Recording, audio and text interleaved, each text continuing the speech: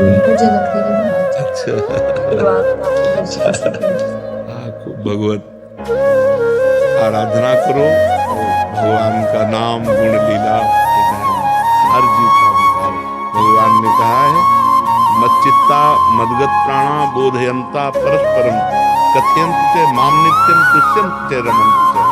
जो मेरे में चित्त लगाए हुए हैं, मेरे को प्राण अर्पित किए हुए हैं, मेरी चर्चा करने में ही संतुष्ट हैं, उसी चर्चा में रमण करते हैं, उसी में संतुष्ट रहते हैं। तेषाम सततयुक्तानाम भजताम प्रीतिपूर्वकम ददामि बुद्धि योगम तम येन मामुपयान्ति। मैं उसे बुद्धि योग प्रदान करता हूँ। और भगवान में हमारा मन लगा रहे, हमारा चित्त लगा रहे, हमारी समाज अध्यात्म की तरफ बढ़े, भगवान से जुड़े, पापाचरण त्यागे, ये हम सबका कर्तव्य है।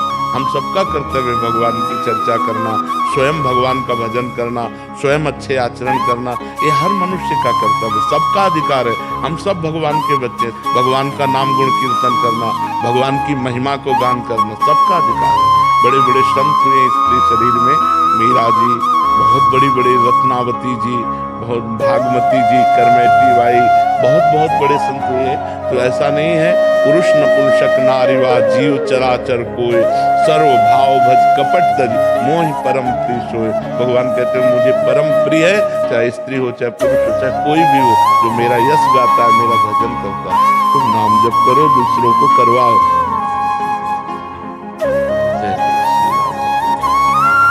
जैसे अभी तक पढ़ाई करते थे जी तो हमारे पास एक लक्ष्य था, एक उद्देश्य था। जी। जब हमारा सिलेक्शन हो गया, जी। परीक्षा पास की, हम अधिकारी बन गए अपनी संस्था से। जी। लेकिन अभी भी आंतरिक अंतरात्मा में संतुष्टि और वो सुख और वो हाँ, क्योंकि ये स्थायी चीज नहीं है ना। मान लो आपका शरीर है 80 वर्ष 100 वर्ष, ये पद और ये शरीर, ये वैभव, ये पढ़ाई, ये नाशवान है, ये स्थायी नहीं है। अगर आपका शरीर पूरा हो जाए तो आपको फिर कहाँ से शुरू करना पड़ेगा। आप ग्रेजुएट हो करके शरीर पूरा किए तो आप ग्रेजुएट होके नहीं जन्मेंगे। आपको फिर का ज्ञान, वर्णमाला का ज्ञान, अक्षर का ज्ञान आपको प्राप्त करना पड़ेगा। लेकिन 100 बार राम कहा है तो अगले जन्म में 99 से नहीं शुरू होगा, 100 से शुरू। शांति मिलेगी भगवान से जुड़ने पर, अध्यात्म से जुड़ने पर, क्योंकि हमारी मांग सुख है। अंदर से देखो, प्रारंभ से लेकर के अभी तक लक्ष्य क्या है? सुख और शांति। अब हमने उस सुख शांति का आरोप कर लिया धन में, पद में, स्त्री में, अन्य भोगों में, जहां है नहीं। भोगात शांति अनंतरम नहीं लिखा। भगवान श्री कृष्ण ने गीता जी में कहा त्यागात शांति अनंतरम। जब हम भोगों का त्याग करते हैं तब हमें शांति मिलती है। और हमारे दिमाग में क्या चलता है कि जो कामना आई उसको हम भोग लें तो हमें शांति प्राप्त हो जाएगी।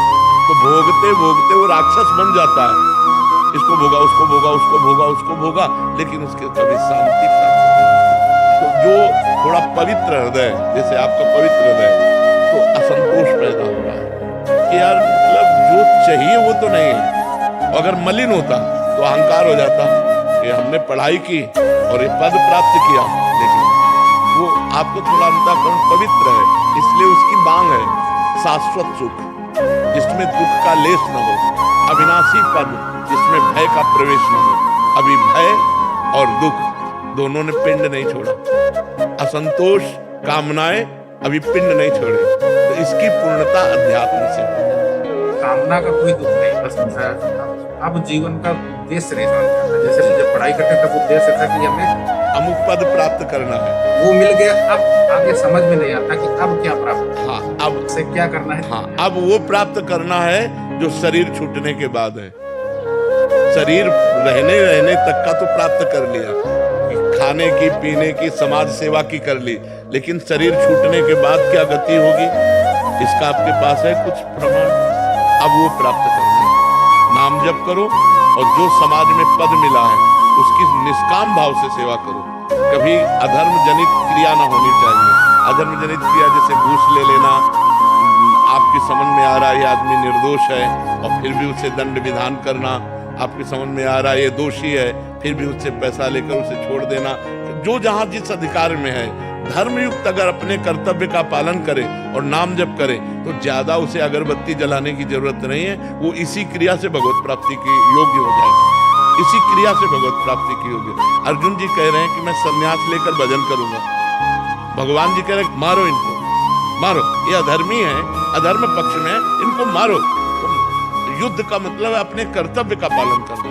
यदि हम अपने कर्तव्य का पालन करते हुए भगवान नाम जप करते हैं तो परम संतोष प्राप्त हो जाएगा। आप देख लेंगे। क्या महाराज जी, हम जैसे जो अपना ये कर्तव्य है इसको छोड़ के हम भक्ति मार्ग में उतर, वही अर्जुन वाली बात बोल दी है ना कि मैं संन्यास ले लूं।